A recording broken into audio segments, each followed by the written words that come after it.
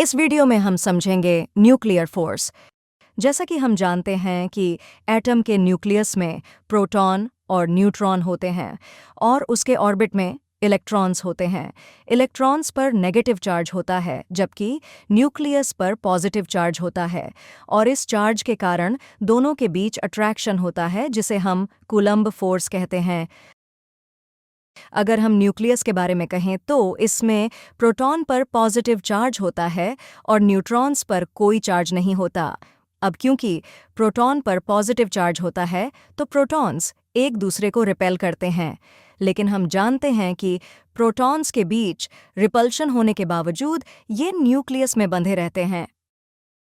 Protons को nucleus में बांधे रखने के लिए न्यूक्लियर बाइंडिंग एनर्जी काम करती है।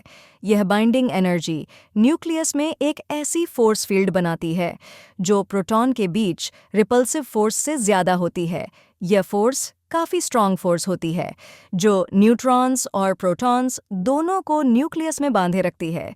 इस फोर्स को हम न्यूक्लियर फोर्स कहते हैं। न्यूक्लियर फोर्स बहुत शॉर्ट रेंज में काम करते हैं। न्यूक्लियर फोर्स की स्ट्रेंथ कुछ फर्मी डिस्टेंस तक ही काम करती है।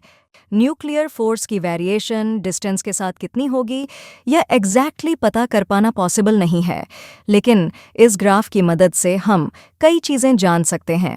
जैसे 10 फर्मी डिस्टेंस के बाद न्यूक्लियर फोर्स नेग्लिजिबल होता है। जब न्यूक्लियंस के बीच का डिस्टेंस कम किया जाता है तब न्यूक्लियर फोर्स ऑफ अट्रैक्शन तेजी से बढ़ता है।